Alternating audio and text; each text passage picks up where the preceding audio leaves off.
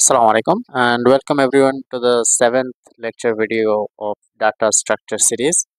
So আজকের টপিকটা হচ্ছে recursion in data structure. So আপনাদের সাথে আছে আমি ওয়াজিদুল ইসলাম and now let's begin the slides. Well, আমরা recursion এর মধ্যে যে টপিকগুলো কভার করব এখানে এক নজরে সবকিছু দেখে নেই যে introduction of recursion, I mean what is recursion, and there are different types of recursion and the base case and recursive case along with the advantage, disadvantage, recursive algorithms, recursion in data structure. আমি যেটা avoid করতে চাচ্ছি যেহেতু এটা নাই আমাদের সাথে, কারণ আমরা এটা হচ্ছে ডাটা স্ট্রাকচারের course, it's not the data structure and algorithm. So time space and complexity এটা একটু হয়তো বা ডিটেইলে বলবো না, বাট একটু শর্টে একটু কথা বলবো আর হচ্ছে লাস্টে কনক্লুশন। So let's begin. আমাদের এই ভিডিওর অবজেক্টিভ হচ্ছে যেন রিকার্শনের টপিকটা আপনাদের কাছে খুবই ক্লিয়ার হয়, যদিও রিকার্শনের টপিকটা 103 এবং 110 দুইটাতেই পড়ানো হয়েছে, but still let's recap. So what is actually recursion? যদি রিকার্শনের একটা ম্যাজিক মোটো বলি আমরা, তাহলে imagine a function that solves a problem by breaking it down into smaller parts and solving each part one by one. মানে রিকার্শনটা হচ্ছে নিজে নিজেই কাজগুলা করবে, বড়টাকে ছোট করতে করতে করতে তারপরে সে প্রবলেমটাকে সলভ করবে। So what is recursion? Recursion is a technique where a function calls itself directly or indirectly. এখন ডিরেক্টলি কখন হয়? যখন এটা ডাইরেক্টলি একটা ফাংশন কোনো একটা কাজ করে। আর ইনডাইরেক্টলি কখন হয়? যখন একটা ফাংশন আরেকটা ফাংশনকে কল করে এবং সেই ফাংশন থেকে ফার্স্ট ফাংশনটা কল হয়। যদি আমি একটা এক্সাম্পলের কথা বলি, হ্যাঁ, যে suppose there is a function A function একটা বি ফাংশনকে কল করতেছে। আবার দেখা গেল যে বি ফাংশন নামের আরেকটা ফাংশন আছে যেটা কিনা এ ফাংশনকে কল করতেছে। ঠিক আছে, সো একটা ফাংশন আরেকটা ফাংশনকে কল করতেছে। So that's kind of recursion. এখন রিকারশনের ডাইরেক্ট রিকারশনের যদি একটা এক্সাম্পল দিই, এখানে জাভাতেই লেখা আছে যে পাবলিক ক্লাস সাম নামক একটা ফাংশন আছে। এখন এখানে হচ্ছে এটা ডাইরেক্টলি যেই কি বলে এটা ডাইরেক্ট ফাংশন যেটা আর কি, হ্যাঁ, এটাকে যদি আমরা নর্মালি কোনো একটা ফ্যাক্টোরিয়ালের মাধ্যমে যদি দেখতে চাই তাহলে এটা হচ্ছে অনেকটা এরকম। সো ডাইরেক্টলি যেটা করে এটা হচ্ছে যে ফ্যাক্টোরিয়াল n যদি এটা হয় তাহলে এটা, নয়তো n into factorial n minus one. So এখন let's move on to the indirect function call, যেটা আমরা একটু আগে দেখছিলাম যে সাম নামক একটা ফাংশন আছে, সে হচ্ছে সাম টু নামক একটা ফাংশনকে কল করতেছে। আবার সাম টু নামক একটা ফাংশন আছে যেটা কিনা সাম নামক একটা ফাংশনকে কল করতেছে। সো এটা হচ্ছে kind of indirect function call বা ইনডাইরেক্ট রিকারশন। এখন যদি আমরা একটু সি প্রোগ্রামিং এ দেখি যে আদৌ কিভাবে আমরা যেটা দেখতেছি এটা হচ্ছে যে ফ্যাক্টোরিয়াল কিভাবে লিখতে হয়। অনেক সময় এগুলো হচ্ছে পরীক্ষাতে অ্যালগরিদম বা ছোট কোড হিসেবে লিখতে আসতে পারে, বাট আমরা হচ্ছে মেইন কোডটা একটু দেখি। সো প্রথমে তো বেসিক হেডার ফাইল এগুলো আছে, সরি এটা হচ্ছে সি প্লাস প্লাসে। সো ফ্যাক্টোরিয়াল নামক একটা ফাংশন দিচ্ছি। সো আমরা একটু আগে যেটা দেখলাম, আমরা হেল্পার নামক একটা ফাংশন ডিক্লেয়ার করছি, ওইখানে হচ্ছে আহ, কি বলে এটা ফাংশনটা ফ্যাক্টোরিয়াল আমরা রিটার্ন করব, এন রিটার্ন করব, এবং ফ্যাক্টোরিয়াল নামক একটা ফাংশন নিছে যেখানে হচ্ছে আমরা হেল্পার এটা রিটার্ন করব, অর্থাৎ ফাংশনের যে ফ্যাক্টোরিয়ালের যে ভ্যালুটা সেটা আমরা রিটার্ন করব। সো এটা যদি আমরা সি প্রোগ্রামিং একটু দেখি, সো প্রথমেই তো হেডার ফাইলটা আছে দেখছেন, মানে এখানে হচ্ছে অনেকটা সি এবং সি প্লাস প্লাস এর কনসেপ্টটা কিন্তু অনেকটাই সেম, ফাংশনের সবকিছুই সেম, আপনাদের খালি ওই হেডিং ফাইল যেগুলো আছে হেডার ফাইল, তারপরে প্রিন্টিং এর কিছু ফাংশন সবকিছুই কিন্তু সেম, যদিও সি প্লাস প্লাসে আপনারা চাইলে প্রিন্টএফ দিয়েও লিখতে পারেন।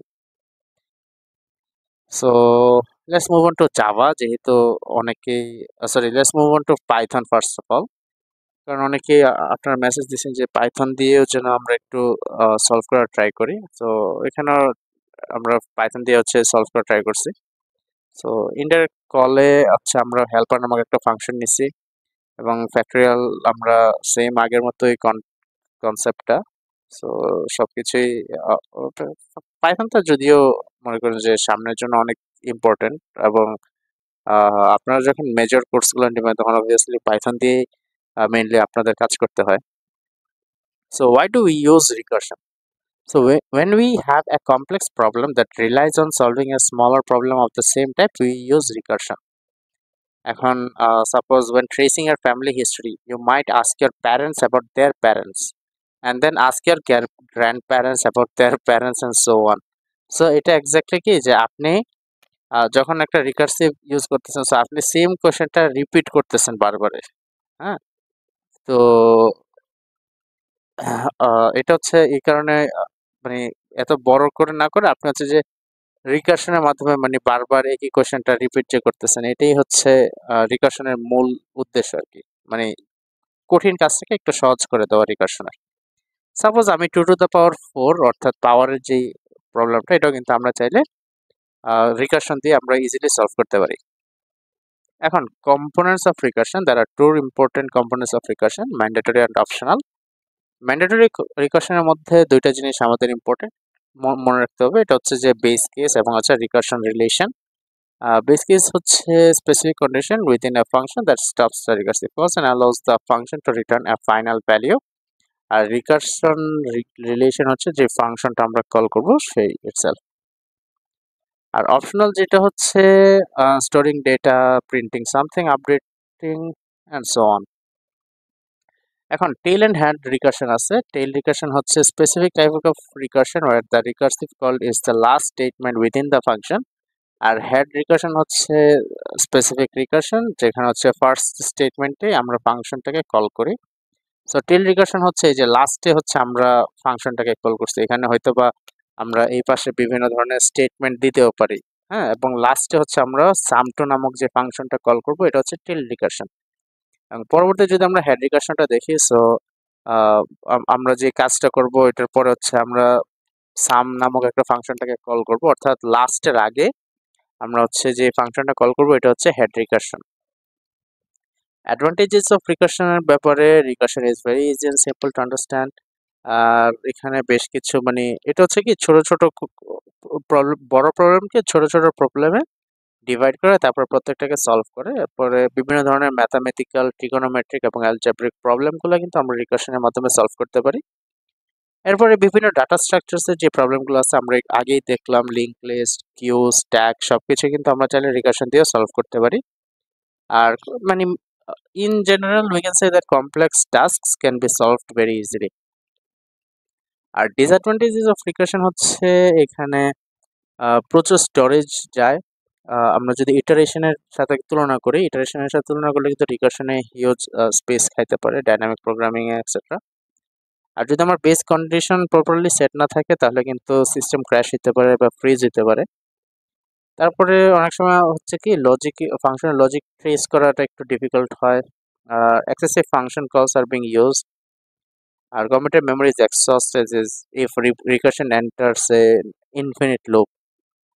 আর লাস্টে যদি বলি যে each function called will occupy memory in stack which will lead to stack overflow.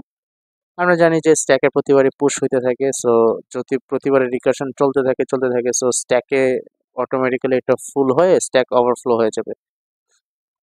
এখন রিকার্সিভ অ্যালগরিদমের মধ্যে বেশ কিছু আছে যেগুলো মানে পরীক্ষায় যেগুলো আসার মতো, এগুলো হচ্ছে যে ফ্যাক্টোরিয়াল ক্যালকুলেশন, ফিবোনাকি এবং বাইনারি সার্চ। যদিও অনেকে হচ্ছে টাওয়ার অফ হ্যানয়টা একটু অ্যাভয়েড করে। মানে মেইন টার্ম তিনটা হচ্ছে কি ফ্যাক্টোরিয়াল, ফিবোনাকি আর বাইনারি সার্চ। ফ্যাক্টোরিয়ালের মেইন ফর্মুলাটা আপনাদের কাছে এখানে দেওয়া আছে। বেস কেস হচ্ছে আমরা ধরে নেই n equal to 0, কারণ স্টার্টিংটা হয় ফ্যাক্টোরিয়ালে কি হবে 0 দিয়ে, 0 ফ্যাক্টোরিয়াল ইকুয়াল টু কি 1 হয়। হ্যাঁ, সো এটা হচ্ছে বেস কেস। আর রিকার্সিভ হচ্ছে যে n into factorial n minus 1। এবং আমরা যদি ফিবোনাকির ক্ষেত্রে দেখি, ফিবোনাকি যদি n একের থেকে ছোট হয় তাহলে রিটার্ন n করব।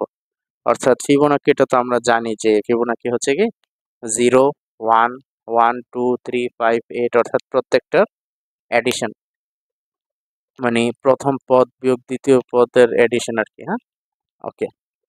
So let's move on to binary search. Binary সার্চেরও একটা কমপ্লিট কোড দেওয়া আছে এখানে, নট কমপ্লিট কোড মানে মেইন ফাংশন, যেটা মেইন যে পার্টগুলো দরকার ফাংশনগুলোর পার্টটা আমরা হচ্ছে দিয়ে রাখছি।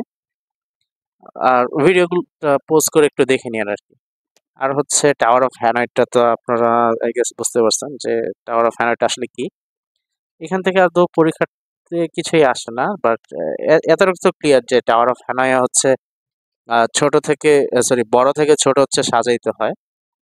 ওকে, এখন ফ্যাক্টরিয়াল ক্যালকুলেশনে যে টাইম কমপ্লেক্সিটি, এটা হচ্ছে কি বিগ ও নোটেশন, অর্থাৎ n টাইমস হচ্ছে ইয়া করে, এবং ফিবোনাকিতেও হচ্ছে ও 2n স্কয়ার, এটা হচ্ছে তার বিগ ও নোটেশনের।